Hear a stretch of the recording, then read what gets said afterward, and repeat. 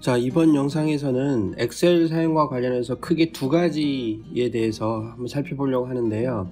지금 앞에 있는 거는 이제 샘플로 제가 이제 만들어 놓은 데이터인데, 예를 들면 뭐 이런 식으로 표를 만드는 거는 그렇게 좋은 방법은 아니지만 현업에서 사용하다 보면 뭐 이런 형태의 표가 있을 수 있겠죠. 특히 여기서 주목할 점은 예를 들어서 2030, 2031 이런 것들이 여러 열에 걸쳐서 전체적으로 모양을 이쁘게 하기 위해서 병합되는 경우가 있죠. 이거를 클릭해 보게 되면 병합하고 가운데 맞춤, 이런 식으로 이제 엑셀 양식 만들 때 사용하는 경우가 많이 있을 겁니다.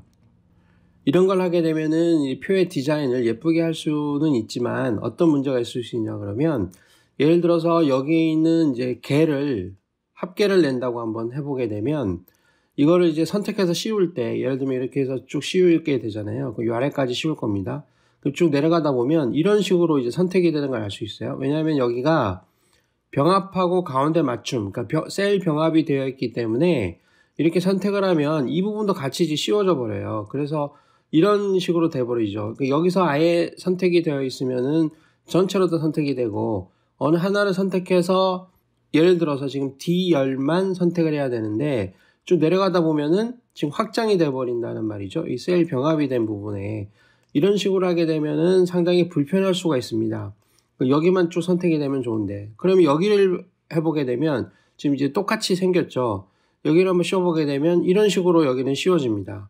이 차이가 뭐냐고 하면, 자, 이쪽에 이렇게 셀을 통합해서 전체 여러 열에 걸쳐서 하나의 셀처럼 사용할 때 가장 많이 쓰는 방법이 병합하고 가운데 맞춤이지만, 자, 여기에서는 제가 어떻게 하려고 하는 거냐 그러면, 자, 여기에서는 지금 셀 병합이 아니죠.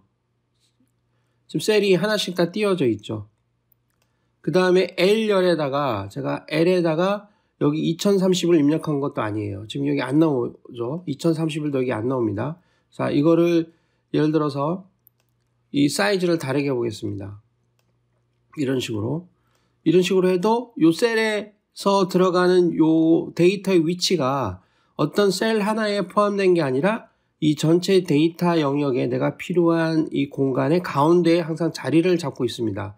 그렇죠? 이게 지금 셀하고 셀 사이 중간에 어디인가 있죠. 이런 식으로 이 데이터를 이 전체 영역의 셀 폭에 맞추면서도 어떤 전체 셀에 영향을 주지 않고 개별적으로 이 셀들을 움직이게 하기 위해서는 이런 방법을 쓰면 됩니다. 자, 어떻게 하는 거냐 그러면, 이 경우에는 자, 이거를 이제 원래대로 한번 이렇게 돌려보고요. 자, 이거를 이제 저는 이렇게 할 거예요.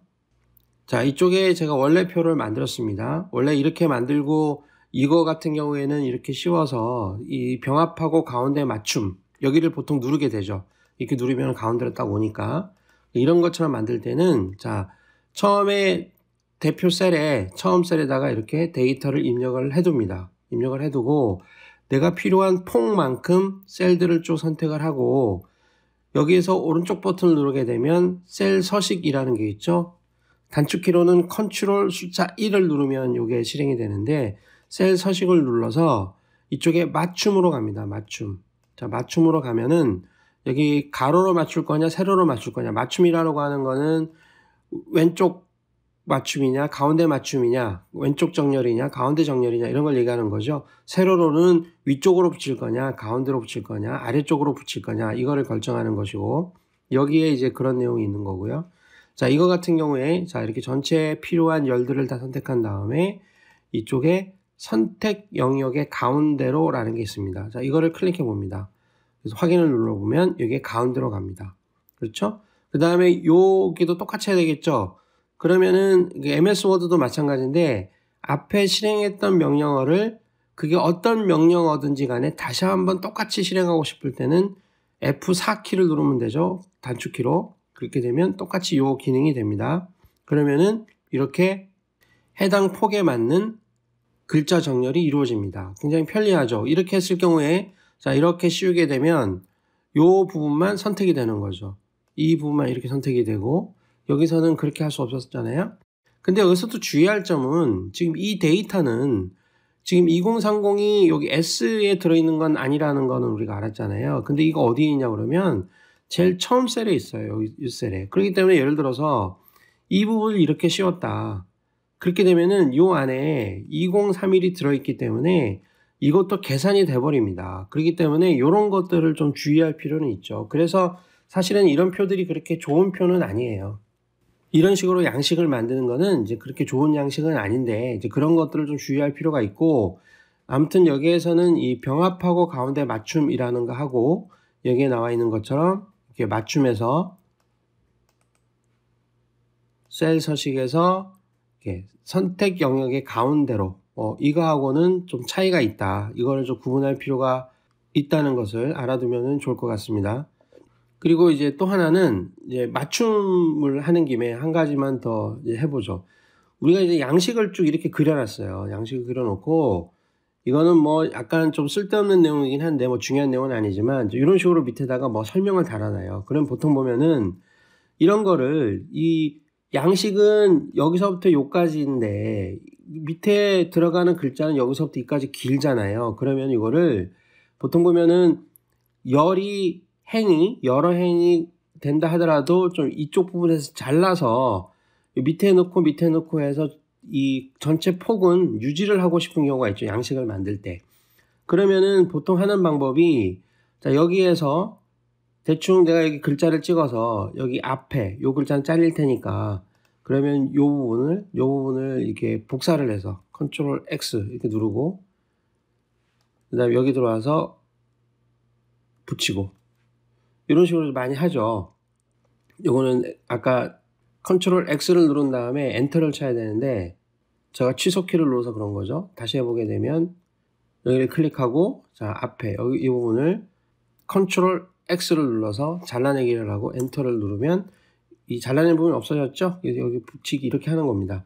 이렇게 해서 글자가 또 어디쯤 잘리는지 이제 보고 이렇게 하는 거죠. 이렇게 해서 또 다음 칸 만들어서 이 전체 폭을 맞추는 식으로 양식을 만들던가 아니면은 자 이런 데서 이 한 행에서 여러 행을 만드는 방법이 있죠. 여기서 엔터키를 치면은 그게 작동하지 않잖아요. 그대로 그냥 한 줄로 되잖아요. 그러니까 이런 데서 여기서 Alt 엔터 자 이렇게 치면은 요 앞에 또 이게 엔터키가 쳐지죠. 그래서 여기는 지금 줄이 바뀐 거거든요. 그러면 이런 것도 상당히 번거롭고 힘듭니다. 그렇기 때문에 자 이럴 때는 이렇게 하는 거예요.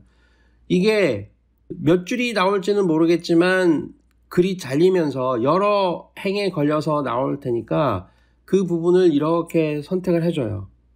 뭐 적어도 이거보다는 더 안 나오겠죠. 이거보다는 더 나오겠지만 그리고 전체 내가 필요한 폭은 요만큼이다. 이렇게 일단 씌워줍니다. 씌워주고 이쪽에 채우기에 보게 되면 양쪽 맞춤이라는 게 있어요. 이거를 클릭해 봅니다. 그러면은 선택한 범위 아래로 텍스트가 확장됩니다 라고 써 있죠. 이거는 자 이런 겁니다. 자 이거를 좀 많이 선택을 했어요. 그러면 범위가 넉넉해요. 그러면은 자 바로 나옵니다. 이렇게. 그럼 자기가 필요한 칸에서 스스로 글자를 잘라줘서 이렇게 집어넣어 주는데 이 경우에 칸이 모자라다. 아니면 첫 번째 칸만 해볼까요? 이런 경우에는 양쪽 맞춤을 하면 범위보다 더 벗어난다라고 경고를 해주는 겁니다. 그러니까 처음부터 몇 칸이 들어갈지 내가 신경 쓸 필요 없이 그냥 첫 번째에 폭만 선택을 해주면 되는 거예요. 그렇게 해서 확인을 누르면 자, 이런 식으로 글자가 전체 폭에 맞춰서 잘리게 됩니다. 그쵸? 근데 이것도 보세요. 나중에 제가 이거 양식을 좀 넓혔어요. 그러면은 지금 글자를 이렇게 만들어 놨는데 이것도 다시 수정해야 되겠죠. 이게 다 글자가 잘린 거거든요. 이런 경우에도 전체를 크게 만든 다음에 채우기에서 양쪽 맞춤합니다. 이거는 이제 전체 여기 한 줄만 하면 안 되고 요 모든 줄을 하나로 이만큼 합친다는 소리예요. 자 이렇게 해서 채우기에서 양쪽 맞춤을 하면 이렇게 한 줄로 채워져요. 그 다음에 다시 자 내가 요만큼 양식을 만들 거니까 씌우고 채우기에서 양쪽 맞춤 해줍니다. 그러면 그 폭에 맞춰서 이렇게 만들어져요. 약간 번거롭지만 글자를 이쁘게 정렬할 수가 있겠죠. 근데 이제 저는 이제 요게 조금은 개선됐으면 하는 게 뭐냐 그러면 한국어인 경우에는 이렇게 영광을 그래서 보통 이 조사 부분이 있든 아니면 글자 사이에 0하고 광에서 잘리든 어떤 특정하게 폭이 딱 맞아버리면 단어 중간에서 잘리는 현상이 발생하잖아요. 근데 이게 일반 문서인 경우, 문장형 문서인 경우에는 상관이 없는데 이런 양식인 경우에는 단어는 잘리지 않도록 하는 것도 나쁘지 않거든요. 근데 엑셀에서는 이 단어 단위로 잘리지 않게 하는 기능이 없습니다. 그래서 이런 경우가 있었잖아요. 이런 경우에는 앞에 잘리고 대한민국에서 민하고 국이 잘리고 이런 충성 이렇게 잘리기 때문에 사실은 보기가 좋지 않거든요. 영어인 경우에는 한번 해보게 되면은 자 이게 영어를 이렇게 넣었어요. 그러면 이 경우도 이만큼씩 한번 해볼까요? 그러면은 영어인 경우에는 이렇게 단어가 잘리지가 않잖아요. 그렇기 때문에 굉장히 이 처리하기가 좋은데 이 한국어인 경우에는 이렇게 약간 보기 싫습니다. 이런 경우에는 조금이라도 더 양식을 좀 이쁘게 만들려고 하면 이런 경우에도 그냥 이렇게 수동으로 약간 정리를 해줄 필요가 있죠.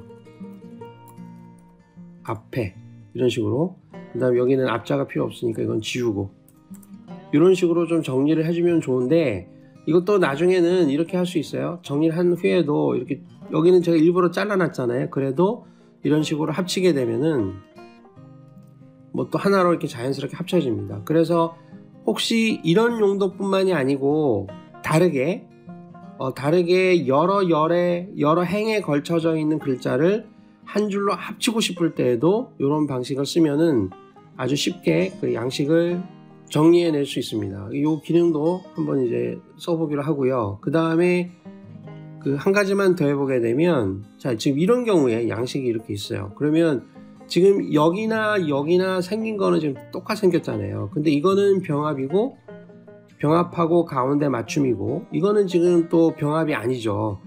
그러면은 내가 이런 어떤 양식을 봤을 때 도대체 어떤 부분이 병합된 부분이냐 이런 거를 이제 찾아내고 싶을 경우가 있거든요. 눌러보면은 물론 알지만, 자 이런 경우에는 그 찾기 기능을 씁니다. 그래서 여기 보면 찾기 및 선택 여기도 있고요. 이거 단축키로 컨트롤 F죠. 컨트롤 파인드. 자 이거를 친 다음에 서식에서 서식을 선택하고 여기서 이제 셀 병합 이거는 빼고 셀 병합 부분만 클릭을 해줘요. 이렇게 정확하게 체크 표시가 되게 그렇게 해서 확인을 누르고 모두 찾기를 눌러봅니다. 그러면은 여기 지금 두 군데에 있는 거죠. 자 여기를 클릭해 보면 여기고 여기를 클릭해 보면 이쪽이죠. 이렇게 해서 할 수 있습니다. 아니면은 다음 이렇게 하나씩 움직이면서 쓸 수 있죠. 그래서 이 워크시트에는 이거를 뭐 전체로 할 수도 있고요. 이 워크시트에는 지금 셀 병합이 되어 있는 장소가 두 군데다. 이거를 알 수 있습니다. 이것도 이제 참고로 알아두면은 양식을 컨트롤할 때 도움을 받을 수 있을 겁니다.